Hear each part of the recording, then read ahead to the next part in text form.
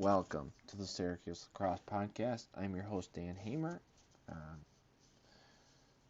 You can reach out to me via Twitter and or Instagram at Cuse1987. I'm going to give some grades at the end of the show for the positions. If you disagree with those, please reach out to me. Tell me what you think the grades should be and why. I always like to have that discussion. I love the back and forth with fans on what you think the numbers should be. If I give somebody an A and you think they should be a C, please tell me why. Give your opinion. That's what I love about social media and sports is I can give my opinion, then you can react to it, and you can give me your opinion. Anyways, that was a close one. Army against Syracuse, man. I tell you what, we'll get into my thoughts afterwards, actually, because I have a lot to say about this game. But let's look at some shot numbers, okay? Syracuse had 47 shots.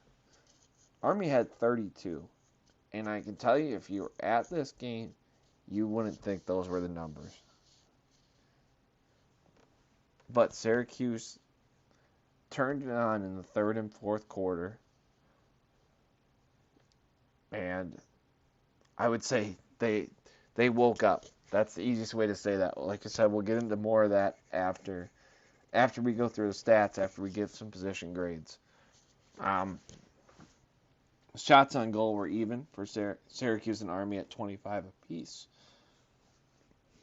Saves, actually, Drake Porter had 18 saves, and Wyatt Schupler, one of the better goalies in the country, had 16 saves for Army.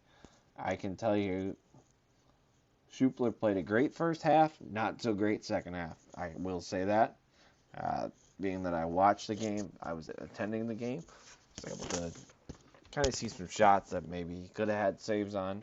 Same for Drake Porter, though, but we'll get into that, like I said, afterwards, because I want to get through these stats, make sure that we give the stats, and then I want to get into thoughts, because I got a lot to say about this game. Clears. Syracuse was 24 for 26. Army was 25 to 29. Ground balls, Syracuse also won that, 38 to 30. Face-off, Syracuse won that number, 16 to 3. I can tell you, coming into this game, we'll go about the face-offs really quick. Coming into this game, I didn't think that this number would be as lopsided as it was. And as I kept looking up at the scoreboard, I thought I was seeing things. I would see, I believe it was 4-1. Somebody can correct me on that. When I first looked up and I saw 4-1, and then I look at the score and I see, I think it was 2-1 Army at the point. I think it was the end of the first. Or it was sometime during the first that I saw it, and I looked at 2-1, and I looked at my friend and I said, 4-1. There's no way they can be winning 4 faceoffs and be down 2-1. But like I said, we're gonna get into all that. Some things that I saw during the game. Those are the quick stats. Army was 1 for 4 on the extra man. That goal that they had was absolutely fantastic. It was by Jacob Moore, and he had an absolute laser to the top right corner. Absolutely fantastic. I looked at my buddy. My buddy goes, bang. He always does that when he sees a shot coming. He's a former lacrosse player as well. He goes, bang. Boom. Shot, top right corner. And he was like, yep. And then I can't remember who it was. He'll probably correct me on this afterwards, but he said the same thing. I forgot who it was for Syracuse. I think it was Tromboli. Tromboli drove up the right side, turned back on his hip, and then just unleashed a laser bounce shot. But we're going to get into that after we get through. We're going to get into more of that discussion after we get through some of the stats. I always like to start out the podcast with stats for a recap game because I like to discuss these things after I go back, and then I can look back at the stats. Anyways, let's go to Army first. Now, Army admittedly plays as Syracuse ridiculously tough every game, but that's besides the point in this game. Let's go through Army's attack first, starting attack. I like to go through the starters that I know. I'm going to go through a couple of midfielders, reserve players. Anyways, Army's leading point getter was actually Brendan Nichtern. Had a great game, 2 goals, 2 assists, so he had 4 points total out of 12. That's pretty good. That's a third of the points right there. Excuse yeah, a third of the points. Anyways, he had a great game. So, love the fact that their starting attackman has a great game. Syracuse could not stop him. Once again, I keep getting ahead of myself, so I apologize, but we're going to talk about that in a minute. Miles Silva also had points on their attack. He had 2 goals. Another great game for them. Sean O'Brien only had 1 goal, but I give him a lot of credit to that attack. They played a great game.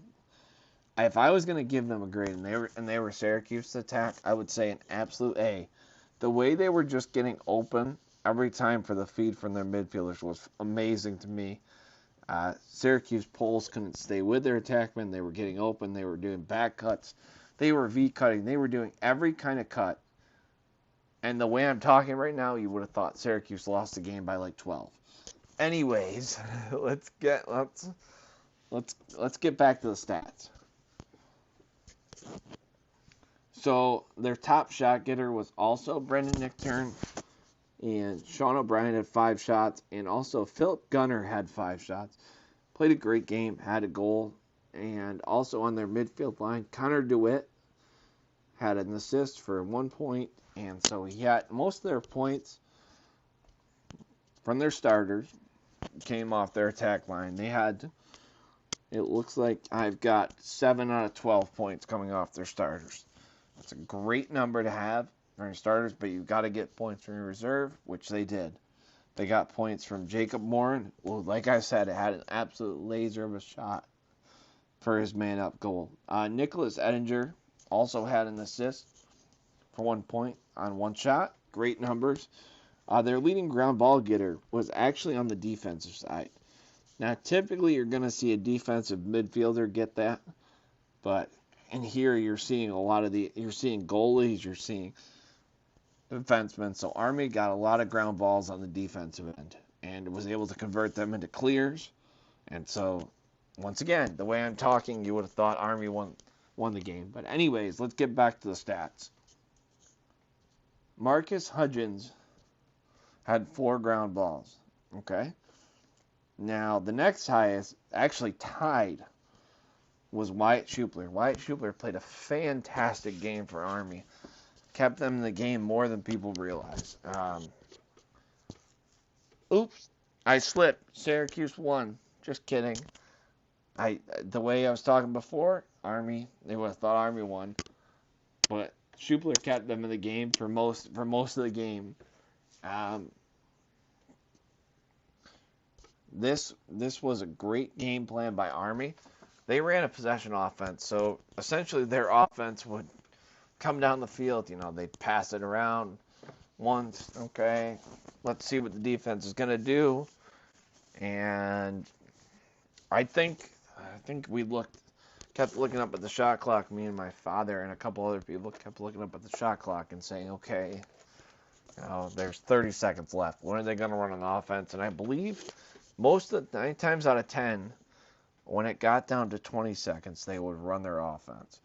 It's a great game plan by a team like that. They're a possession-based team, so they want to get the most out of their possessions.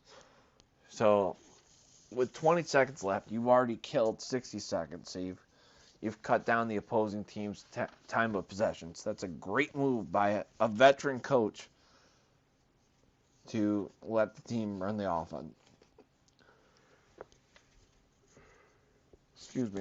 To possess the ball. I mean, where you're taking time off the clock. You're basically killing the clock in basketball in that sense. So that's a great numbers from the Army side. all around. The only number that was kind of bad, and this tells the story of how the game went in a way, but it doesn't, was the face-offs.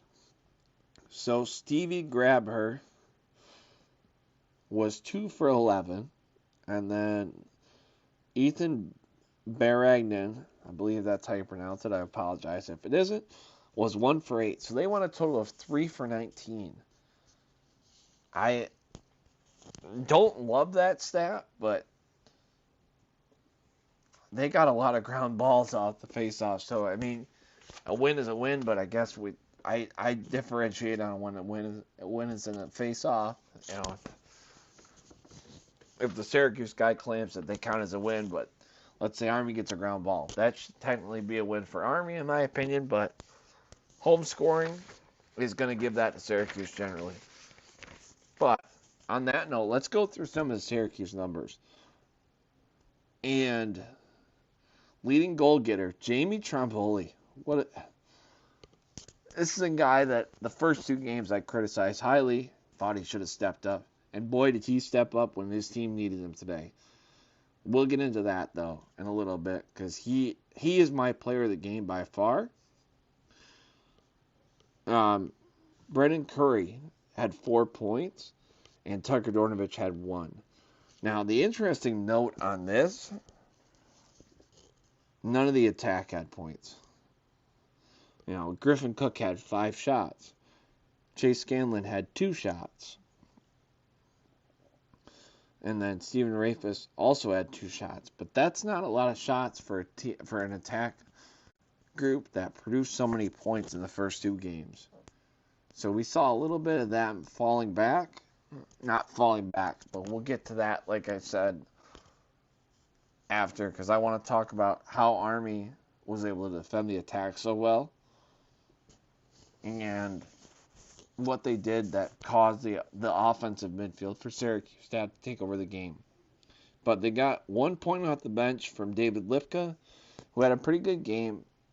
Leading ground ball guy was my favorite player on this team, Peter Dirth. I keep saying it, but that guy plus Brett Kennedy makes this team go. When these guys make great plays, they energize the crowd, energize the team. I know I've seen Peter Dirth run over people 3 or 4 times this year, and that's just amazing because I just love the way that he plays the game. Defensive mini doesn't get any praise on the offensive end, but is able to do what he does. He's a glue guy. Like I said, he is, for Syracuse fans, this is a great comparison to me. He's a Marek Dolezaj. He's a guy that's going to give you everything he has. And he's going to make some plays that make you scratch your head, but he's also going to make some plays that go, wow, what can this guy do if he gets more touches? So that's a great comparison I like. I think that's probably the most even comparison I could think of. Drake Porter had 18 saves. Played a fantastic game. I believe he had like 7 or 8 saves down the stretch where he saved the game for Syracuse. He carried them. Couple guys that played big roles was Dami Oladamunye. I know I mispronounced that, but he had a great game. He's a defensive mini. Had a bunch of clears, actually, which I was very impressed with. Stats won't show it. He had 1 shot, 1 ground ball, 1 turnover, but he's a defensive mini. Had a couple great possessions, had a couple of bonehead mistakes, but he played a great game. The defensive minis, to me, played a pretty good game. I'm going to go into the grades. I'm going to actually grade them aside from the defense because it's 2 grades to me. 2 different grades, I would say. But we'll get there. Another guy who had a good game is a guy who probably should have been mentioned in the first 2 podcasts. Jared Fernandez, for a guy who played sparingly last year at best, is a guy who has really stepped up on the wing. 3 ground balls today. Not overly crazy, nothing like that, but a guy that steps up, does his job, gets off the field. Boom. Okay, I'm going to pass it to the attack. All right, coach, now you can get the offensive midi done. Great job by Fernandez playing his role on this team. Long pull defensive midi. Great job by him. The guy who was leading ground ball getter, no surprise here, was Jacob Fopp. Now, the surprise is, last week against Binghamton, they had a pretty even amount of face-offs. So, last week against Binghamton, Fopp took 10 face-offs and Verillo took 9. This week, Desko decided to ride the hot hand. Now, typically, Desko, I was told this by a player who played years ago. I was told that the guys on the face-off basically get to choose who goes in. So I've seen it happen. I think at Hobart last year, Nate Garlow wanted to go in, but Danny Verillo told him not to, basically, and he took the face-off. But this game, it was all Jacob Fopp. This is a guy that last year was a question. This is a group. Better said as a group as a whole. But I have to give all the credit to them. Just want to go back to their stats and look up their stats for this year so far.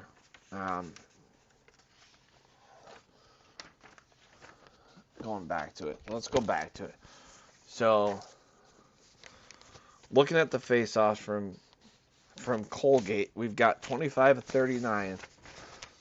We've got 21 of 25 against Binghamton. And today, even better numbers. We have 16 and 19. Now, this is a team that generally, every time I would scratch my head and say, these are guys that should be doing a lot better. I hate to be critical because I never was involved in that facet of the game, but you see the talent these guys come in, and then you say, okay, these guys should be dominating. These guys are working in the off-season program. These guys are going hard. But anyways, let's get back to this because I want to get to the grades, and then I want to talk about things I saw and some things that got said after the game. We want to get into that a little bit and dive into that. So let's go grades. Attack, I'm going to give, I don't even know. I can give them an incomplete, I guess, because they showed up, but they didn't. You know, once again, they had a total of 9 shots from the starter. Once again, they had 9 shots from the starting attack. And I see 1 shot from the reserve attack, and that looks like it's about it. That was by Owen Sebald. But that's an aside. So I give them an incomplete. Now, typically, I expect them to step up more. But like I said, we're going to get into that in a little bit. Let's go to the middies, though. Midfield, A+ all around. Oh, my goodness. This is the game I wanted to see from the midfielders in the Colgate and the Binghamton game. I just wanted to see this team step up and take over the game. And my goodness, did Jamie Tromboli take over this game. 5 goals, 5 points, 5 goals on 7 shots. Well, think about that percentage. That's a great percentage. I want to say it's close to 70%. I'm just guessing, just throwing out a random number there. So I don't have the math wizardry of some people. So somebody's going to look that up and they're going to say, that's not 70%. It's 6%, or it's 65%. Anyways, he took over the game when this team needed to most. They go into the half down 5-2, and he said, Coach, put it on my shoulders. Let me take over this game. Let me do what I got to do. Great job by him, but we're going to get into more of that once again after I get through the grades. I keep going to it. I keep teasing it a little bit. I just want to keep everybody there for a little bit, and then I want to get into it. So we're going to go on the defensive midi side. I'd give them a B. Most Army scoring came from the attack, so I don't really fault that. Like I said, that's most of their points. They didn't really get a lot of points from the midfield line. They had a lot more assists. So the way I see it, I give them more credit. The defensive midi line, I give them a B. They played a pretty good job, stopped a lot of fast breaks. set up their team on the fast break a couple times on the offensive side, so a lot of credit to them. Now on the defensive side, I'd go a C. Part of that is curved because Nick Mellon wasn't there, so you've got guys facing their first big test. You've got a guy like Nick DiPietro who's stepped up big time this year so far, but never really ran into a big test like he did this week. And another guy that did was Murphy. He played great. I thought Grant Murphy made a couple of great plays down the stretch, but there was a couple of plays on the attack for Army where they just got wide open. So I guess that's my C grade. I don't think they played horrible necessarily, but they could have played a lot better. That's all I'm going to say about that. But I want to give Drake Porter a different grade. I think that's what I'm going to start doing. So I want to give goalie, defense, defensive middies, because that's a whole different asset. Offensive middies, attack, and then player of the game. That's what I'm going to start doing. So my player of the game, to recap, is Tromboley. Attack, I'm going to give them an incomplete. Offensive middies, A. Defensive middies, I'm going to give them a B+. Like I said, I believe that's what I said. So somebody will tape that, and somebody will record that, and somebody will play that back. Anyways, I'm going to give them a B+. On the defensive side, I'm going to go with C. And Drake Porter, I'm actually going to give it A-. I love the game that he played. Great game. Couldn't come out better. Saved this game coming down the stretch. This is a guy that I've talked to his family. His family's very nice. That's an aside. But this is a guy who's really stepped over for the past 2 years. He's a guy that redshirted, that waited his turn, that kept getting told next year. They all get told next year. He's a guy that went into the offseason and put in a ton of work and just took over the leadership of this team this year especially. You know, he looks like he's embraced the leader role. So credit to him. So now that we're through that stats, let's talk about a couple of things that I noticed during the game. The biggest thing I noticed was Army's reluctance, I guess is the best way to say it, to slide. They would not slide off Scanlon. They wouldn't slide off Cook. They wouldn't slide off Rifus. Any chance they had. They said, okay, you midfielders, you beat us. We think our defensive middies can stay with you. We're going to keep our attack. We're going to keep everybody on attack. I don't want your attack to beat us. We want to force your middies to beat us, which in theory is a great mindset. It didn't work out this time, and as I said to somebody, it almost worked. Because this, as I've said before, and I've criticized the midfield before, coming into the past 2 games, they didn't step up. But against Army, they really stepped up, and they stepped up big time. And when you're down 5-2 going into the half, and I look at a couple of my friends, I just had my head down. I said, boy, they're really playing sloppy. They got to change something. They got to get this crowd energized. They got to get the crowd back on their side. And they came out and they scored right away. And I said, here we go. They are the cardiac Cuse. I hate to coin that phrase because every Syracuse team uses that. But this team is truly the cardiac Cuse. In the second half, they come out on fire every game. And I had to kind of joke with one of my friends because I remember when I played lacrosse, we would come out after halftime. Our coach would say, okay, throw the ball around for 10 minutes, whatever. Play catch with the guy, do something, warm yourself back up. And I looked at the clock when Syracuse came back out, and I swear there was just a minute left. And I just started laughing. I said, boy, Desco must have really lit into them for a while, or whoever. I'm sure March lit into the offense, but I want to save that for the end, what I saw from March's system today. Or yesterday, I should say, against Army. But they forced Jamie Tromboley. Army said, Tromboley, Curry, Dordovich, you guys think you're the greatest guys in the world? Okay, show us. And they did today. They stepped up and they put on a show. Trombley especially. Trombley said, "Put this game on my shoulders, coach. I want it. Let me take over this game." And Desko let him, which is great. I love the fact that he took over the game. Excuse me.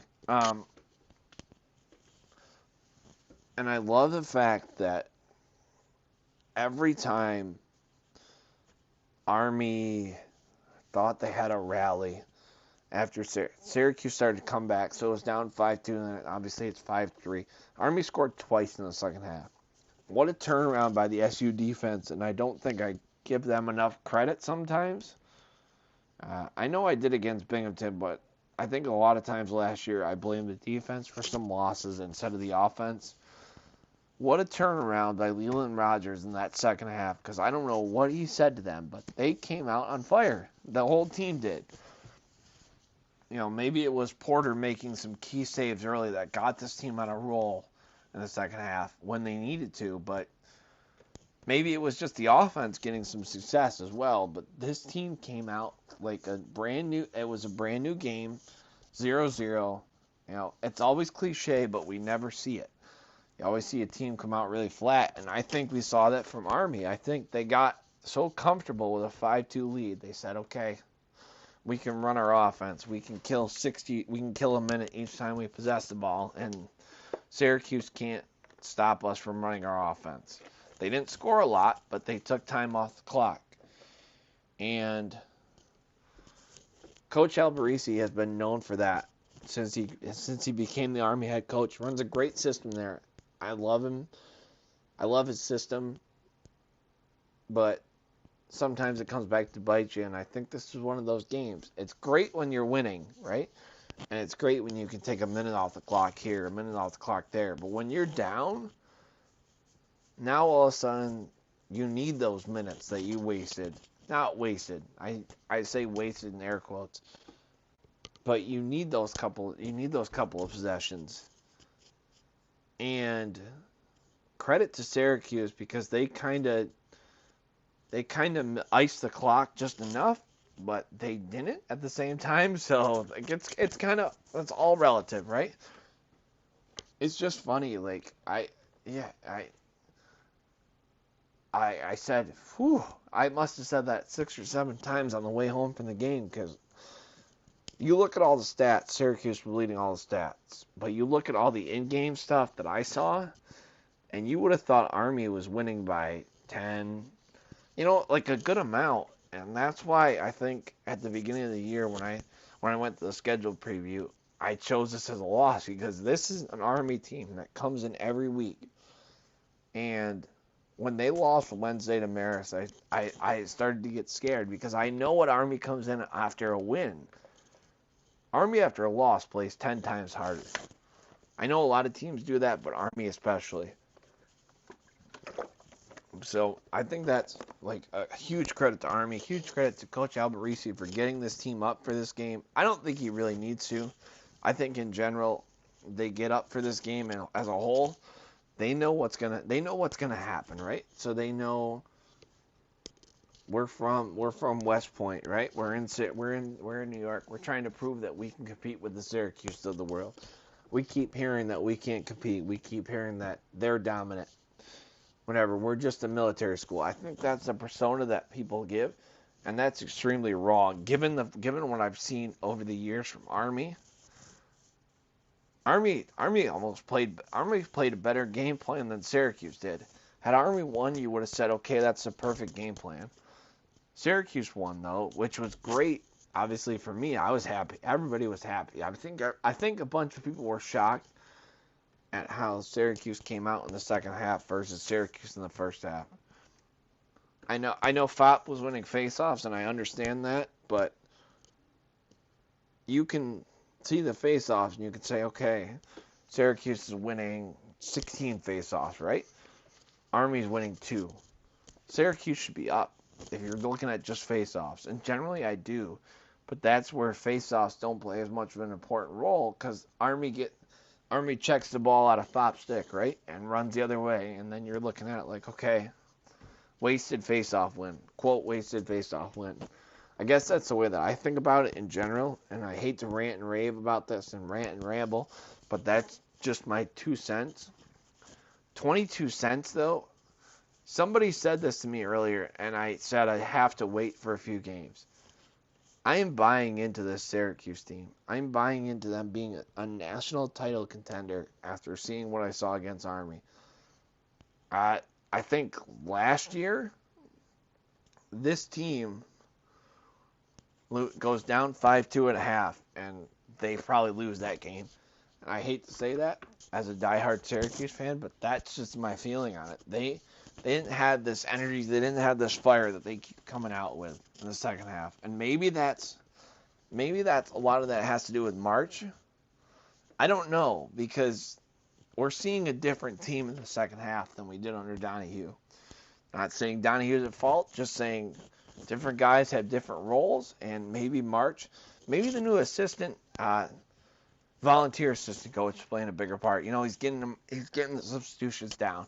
Something's happening with this team in the second half where they come out on fire and they come out ready to play. Now, I just wish they could put a complete game together.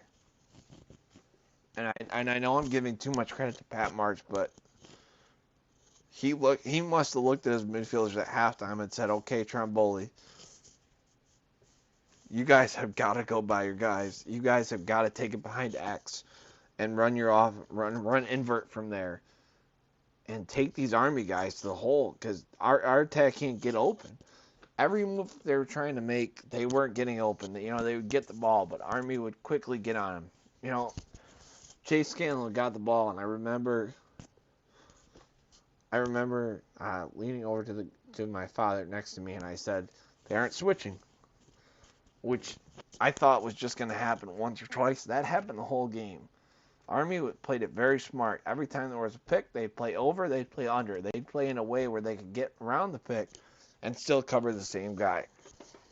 They would switch sometimes, but then they would switch right back. And I think that's what I wish happened with Syracuse. I wish they had a quicker switch, which Army took advantage of in a way, because in my mind, Brett Kennedy was caught out of position a little bit this game.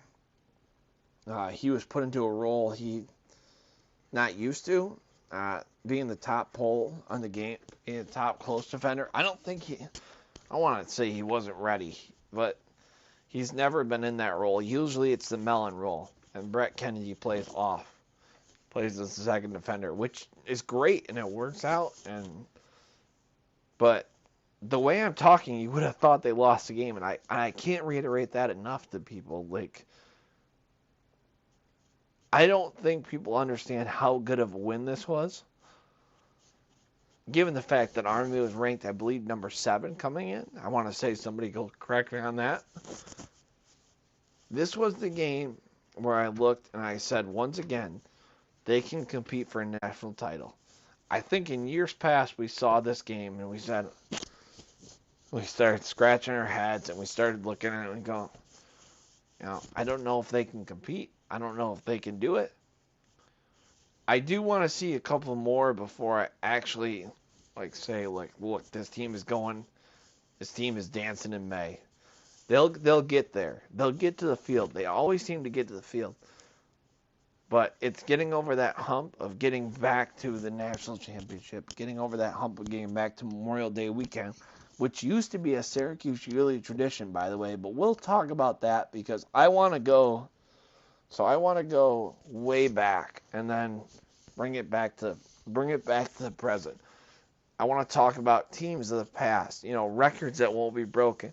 The 21 straight Final Fours is probably one of those records that, oh my goodness, I don't think a team in modern day, Syracuse, anybody else will break. But we'll get into that at some point, because I always say, in order to go forward, you have to go back. So in order to go forward, I want to look back at the Syracuse past. And just some of the names that went through this program that played pro. Aside, I had the great pleasure of meeting Matt Abbott at the Syracuse season ticket holder appreciation. I remember playing against Matt in high school That's how far. We're about the same age, I believe. Um, and I remember watching him at Syracuse, now watching him play pro, and oh my goodness, that kid has developed into an absolute stud of a midfielder. It's a guy that does everything for the Bayhawks, or did everything for the Bayhawks. He's just a great all-around player. He's a guy that came in, knew his role.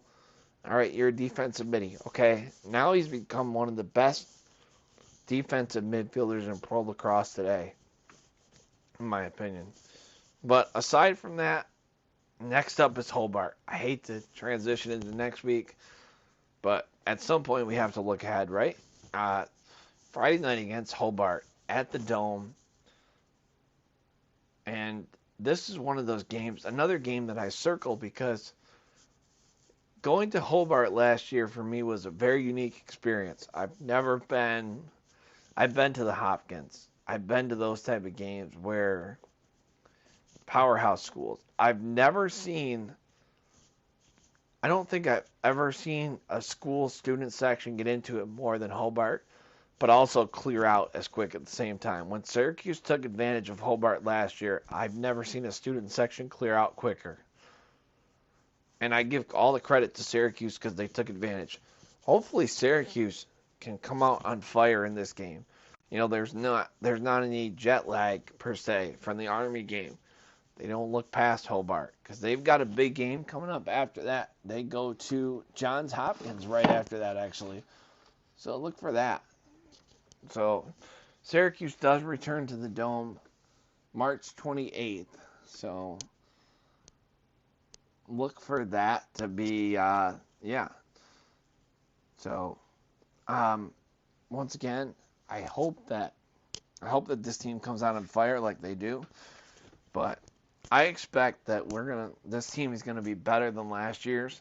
I always say that, but that's the thing. We get into cliche of, okay, this team is better, but I think this team has already proved that they are better. You know, they didn't lose to Colgate. I say that jokingly now, but last year, once again, shake your head.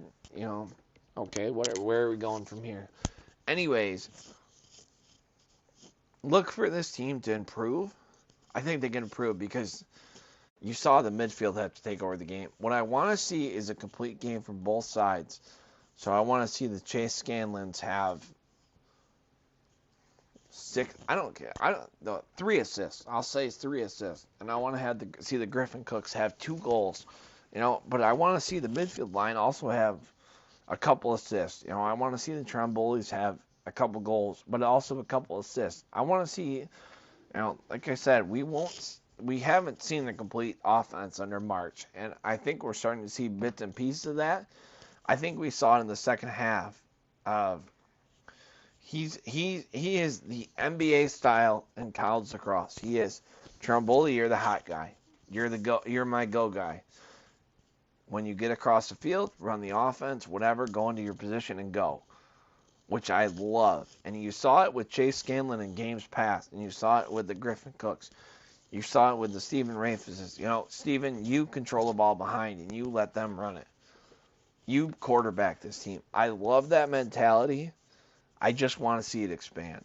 So, once again, thank you for listening. I apologize for the rambling, but any feedback, please get a hold of me via Twitter and or Instagram at Cuse1987.